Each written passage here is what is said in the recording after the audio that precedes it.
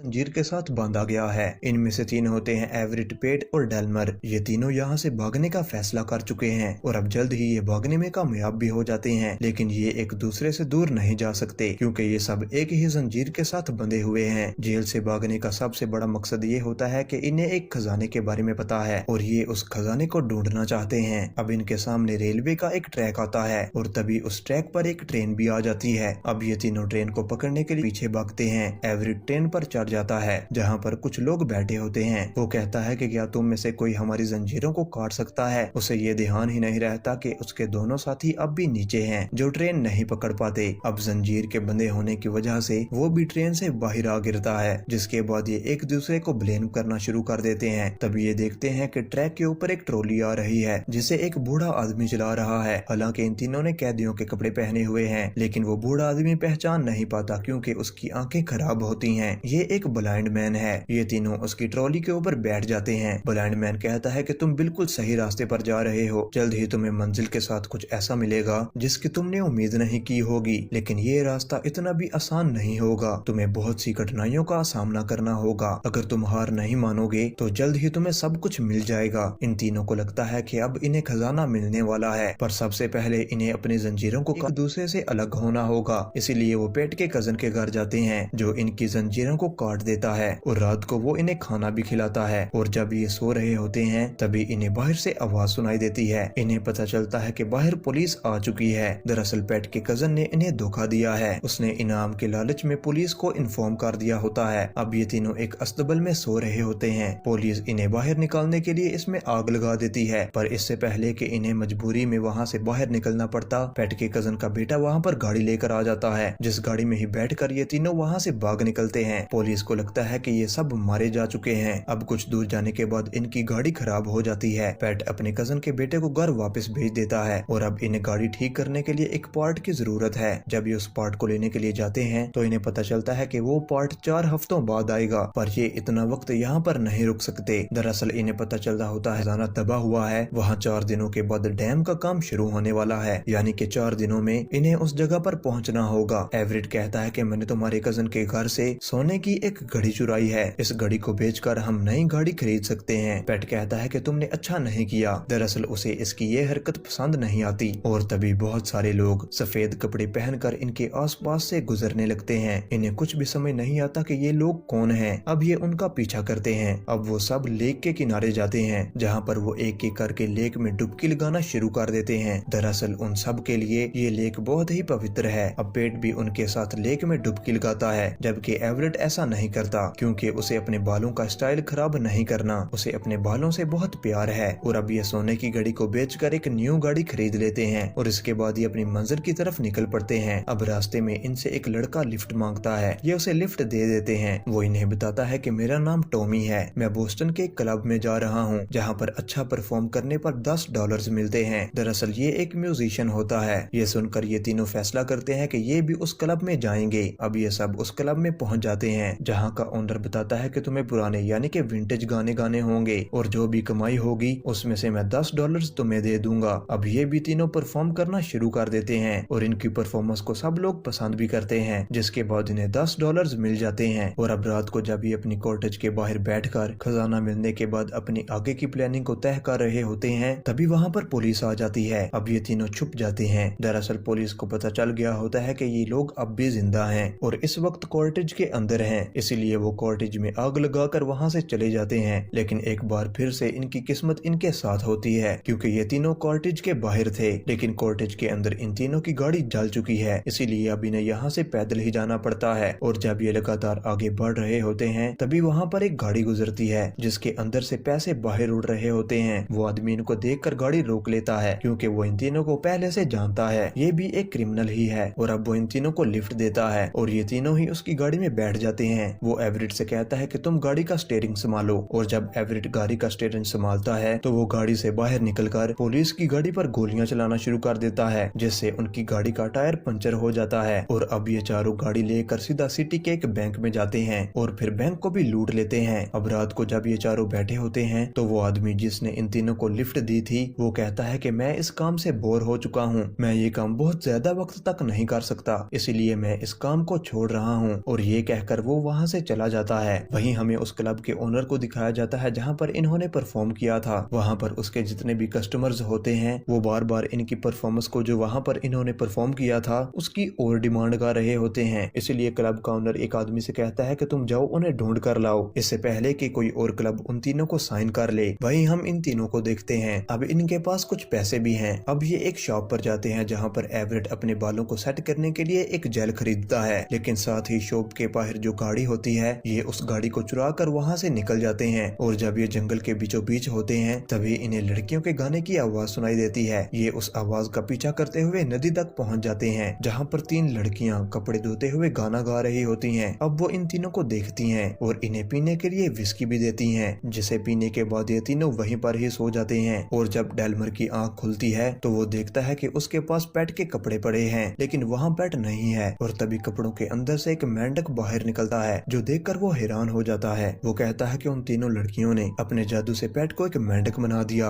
अब एवरेट की भी आंख खुल जाती है। वो एवरेट को सारी बातें बताता है, लेकिन एवरेट उसकी बातों पर यकीन नहीं करता। लेकिन डेल्मर को यह यकीन था कि ये मेंढक उसी का दोस्त है, इसीलिए वो उस मेंढक को पकड़कर अपने साथ ले आता है। वो एवरेट से कहता है कि हम किसी जादूगर के पास जाएंगे और पेट को एक बार फिर से इंसान बना देंगे। अब रास्ते में इन्हें भूख लग जाती है और ये एक रेस्टोरेंट में जाते हैं जहाँ पर एक मोटा आदमी इनके पास आता है। वो कहता है कि तुम्हारे पास गाड़ी है और मैं गाड़ियों का एक्सपर्ट हूँ। मैं तुम्हें गाड़ियों के बारे में बहुत इंफॉर्मेशन दे सकता हूँ ताकि तुम खुद अपनी गाड़ी को ठीक कर सको, लेकिन इसके बदले तुम्हें मुझे अच्छा खाना खिलाना होगा। अब ये दोनों उसके लिए खाना पैक करवाते हैं और अब ये एक ग्राउंड में पहुंच जाते हैं जहाँ पर वो मोटा पहले इन दोनों का खाना खाता है और खाना खाने के बाद इन दोनों की बहुत पिटाई करके इनकी गाड़ी और पैसा लेकर वहाँ से भाग जाता है। अब ये दोनों के दोनों जो के जख्मी हैं एक घास की गाड़ी में लिफ्ट लेकर आगे बढ़ने लगते हैं और तभी ये रास्ते में कुछ कैदियों को देखते हैं जो सड़क किनारे काम कर रहे होते हैं। इनमें पेट भी होता है। एवरेट डेल्मर से पूछता है कि क्या पेट को कोई भाई भी था जो उसी की ही तरह कैदी था। डेल्मर कहता है कि मुझे नहीं पता। और अब ये दोनों शहर पहुंच जाते हैं। दरअसल ये एवरेट का शहर है जहाँ पर वो अपनी बेटी से मिलता है। उसकी बेटी बताती है कि मोम अब दूसरी शादी करने वाली है, उनका एक फियांसे भी है। अब वो अपनी पत्नी से मिलने जाता है जहाँ पर वो उससे पूछता है कि तुमने सबको ये क्यों बताया कि मैं इस दुनिया में नहीं रहा, मैं अब भी जिंदा हूँ। वो कहती है कि मैं क्या बताती, मैं अपने बच्चों को ये नहीं बताना चाहती थी कि तुम जेल में हो, मैं उन्हें ये नहीं बताना चाहती थी कि उनका पिता एक क्रिमिनल है। और तभी वहाँ पर उसका फियांसे आ जाता है जो एवरेट की पिटाई करवाता है और फिर एवरेट को वहाँ से वापस आना पड़ता है। एवरेट किसी भी कीमत पर अपनी पत्नी को वापस हासिल करना चाहता है। अब वो बहुत दुखी है, इसीलिए वो अपना मूड चेंज करने के लिए डेल्मर के साथ मूवी देखने चला जाता है जहाँ पर कुछ कैदी भी आते हैं जिन्हें मूवी दिखाने के लिए लाया गया था और इनमें पेट भी होता है। वो दोनों पेट को पीछे मुड़कर देखते हैं और कहते हैं कि क्या तुम सच में जिंदा हो, क्या उन लड़कियों ने तुम्हें मेंढक नहीं बनाया था। पेट इनसे कहता है कि तुम कैसी बकवास कर रहे हो, मुझे पुलिस ने पकड़ लिया था। और अब ये पेट को एक बार फिर से पुलिस के चंगुल से आजाद करवा कर अपने साथ ले जाते हैं। पेट इनसे कहता है कि मुझे माफ कर दो, अब हमें खजाना नहीं मिल सकता क्योंकि पुलिस ने मुझे बहुत टॉर्चर किया था, जिसके बाद मुझे उन्हें अपना पूरा प्लान बताना पड़ा। एवरेट कहता है कि कोई भी खजाना नहीं है, मैंने तुमसे झूठ कहा था। दरअसल मैं अपनी पत्नी अपने परिवार के पास वापस पहुंचना चाहता था और अगर मैं तुम्हें खजाने का लालच नहीं देता तो तुम मेरे साथ कभी नहीं भागते। तुम दोनों मेरे साथ जंजीरों के साथ बंधे हुए थे, इसीलिए मुझे तुमसे झूठ कहना पड़ा। ये सुनकर डेल्मर को बहुत दुख होता है। वो कहता है कि 2 हफ्तों के बाद मेरी सजा माफ होने वाली थी, लेकिन अब क्योंकि मैं जेल से भाग चुका हूँ मुझे अब उम्र कैद की सजा होगी। तुमने ये अच्छा नहीं किया। अब ये आपस में ही लड़ना शुरू कर देते हैं। तभी इन्हें जंगल से अजीब सी आवाजें सुनाई देती हैं और जब ये उन आवाजों का पीछा करते हैं तो वहाँ पर बहुत सारे लोग सफेद कपड़े पहनकर खड़े होते हैं। साथ ही ये देखते हैं कि वहाँ पर टॉमी भी है, वही म्यूजिशियन जिसने इन्हें क्लब के बारे में बताया था जहाँ पर इन्हें $10 भी मिले थे। दरअसल उसने उस वक्त ये भी बताया था कि उसने अपनी सोल को शैतान को बेच दिया है, जिसके बदले वो बहुत बड़ा म्यूजिशियन बनेगा। और ये वही कल्ट होता है जो इस शैतान की पूजा करते हैं और आज ये टॉमी की बलि देने वाले हैं। लेकिन ये तीनों टॉमी को बचाना चाहते हैं। ये टॉमी को वहाँ से बचा तो लेते हैं, लेकिन इस कल्ट में वो मोटा आदमी भी होता है जिसने इनकी गाड़ी और इनके पैसों को छीना था और इन दोनों को बहुत मारा भी था। अब वो इनके पीछे लग जाता है, लेकिन ये चारों यहाँ से भागने में कामयाब हो जाते हैं। एवरेट अपने साथियों को बताता है कि मेरी पत्नी ने बताया था कि आज रात को वो एक डिनर में जाने वाली है। इस शहर में इलेक्शन होने वाले हैं और इसीलिए उस पार्टी को दिया गया है जिसमें शहर के बड़े बड़े लोग आने वाले हैं। एवरेट उसकी पत्नी से रिक्वेस्ट करना चाहता है कि वो उसकी जिंदगी में वापस आ जाए, इसीलिए वो अपने साथियों के साथ वेश बदल कर वहाँ पर परफॉर्म करने के लिए पहुँच जाता है और ये उसी गाने को परफॉर्म करते हैं जो इन सब ने क्लब में परफॉर्म किया था। दरअसल वो वो गाना बहुत फेमस हो चुका है। यहाँ पर एवरेट अपनी पत्नी से रिक्वेस्ट करता है लेकिन वो उसकी बात नहीं मानती और अब जो गवर्नर के इलेक्शन के लिए आदमी खड़ा हुआ होता है वो उसी कल्ट का सदस्य होता है जिस कल्ट से ये टॉमी को छुड़ाकर बचाकर लेकर आए हैं। वो इन सब को पहचान लेता है। वो माइक पर सबको बता देता है कि ये तीनों कैदी हैं, इन्हें अब जल्द ही अरेस्ट कर लिया जाए, पर कोई भी उसकी बातों पर विश्वास नहीं करता जिससे उसे बहुत गुस्सा आता है और बोलते बोलते वो अपने कल्ट के बारे में बहुत सारी बातें बता देता है जो सुनकर सब लोग हैरान हो जाते हैं और उसे मार मार कर वहाँ से भगा देते हैं। जिसके बाद सब इनकी परफॉर्मेंस को बहुत इंजॉय करते हैं। गवर्नर अब जिसका कॉम्पिटिटर यहाँ से भाग चुका है वो इन सब से बहुत खुश हो जाता है। वो कहता है कि ये बहुत ही टैलेंटेड हैं, हमें इन्हें जिंदगी में एक मौका और देना चाहिए, इसीलिए मैं इन तीनों की सजा को माफ करता हूँ। अब ये तीनों बहुत खुश होते हैं। साथ ही यहाँ पर एवरेट की पत्नी भी उसे माफ कर देती है और अब वो एक बार फिर से उसके साथ रहना चाहती है। पर एवरेट देखता है कि उसकी उंगली में वो रिंग नहीं है जो एवरेट ने उसे दी थी, बल्कि उसके पास उसके नए फियांसे की रिंग है। वो इसे बताती है कि वो रिंग मैंने तुम्हारे पिता के घर पर रख दी थी और अगर तुम मुझसे शादी करना चाहते हो तो तुम्हें उस रिंग को लाना होगा। एवरेट कहता है कि ठीक है, मुझे कुछ दिनों की मोहलत दो और अब वो सब एवरेट के पिता के घर की तरफ निकल पड़ते हैं। दरअसल अपने दोनों दोस्तों को जो खजाने की लोकेशन उसने बताई थी वो उसके पिता का ही घर था। अब ये सब वहाँ पर पहुँच जाते हैं जहाँ पर जेलर पहले से ही इनका इंतजार कर रहा था क्योंकि पेट ने पुलिस को इस लोकेशन के बारे में बताया था और इससे ये भी कहा था कि यहाँ पर खजाना है। जेलर ने इन तीनों के लिए यहाँ पर कब्र खुदवाई होती है। वो कहता है कि अब तुम तीनों को मुझसे कोई भी नहीं बचा सकता, मैं तुम तीनों को सजाए मौत देता हूँ। ये इसे बताते हैं कि गवर्नर ने इनकी सजा को माफ कर दिया है लेकिन वो इनकी बातों पर विश्वास नहीं करता और अब इन तीनों की जिंदगी का अंत आ चुका है। एवरेट अब गॉड से प्रार्थना करता है और तभी यहाँ पर फ्लड आ जाता है जिससे यहाँ पर बहुत सारा पानी भर जाता है। अब ये तीनों एक डेस्क को पकड़कर तैर कर बच जाते हैं और ये डेस्क उसके पिता के घर में ही था। एवरेट को डेस्क के अंदर रिंग मिल जाती है जिसे लेकर वो अपनी पत्नी के पास वापस पहुंच जाता है और उसे वो रिंग देता है। उसकी पत्नी कहती है कि ये वो रिंग नहीं है जो तुमने मुझे दी थी, बल्कि ये तुम्हारी आंट की रिंग है, इसीलिए मैं तुमसे शादी नहीं कर सकती। अगर तुम मुझसे शादी करना चाहते हो तो तुम्हें उसी रिंग को वापस लाना होगा। और ये कहकर वो वहाँ से निकल जाती है। यानी कि एवरेट को अब भी उस रिंग को ढूंढना है ताकि वो अपनी पत्नी से एक बार फिर से शादी कर सके। और इसी के साथ ही ये कहानी यहीं पर ही खत्म हो जाती है। मैं उम्मीद करता हूँ कि आपको ये वीडियो अच्छी लगी होगी और अगर आपको ये वीडियो अच्छी लगी तो इसे लाइक कर देना और चैनल को सब्सक्राइब कर देना और हम मिलते हैं अगली वीडियो में।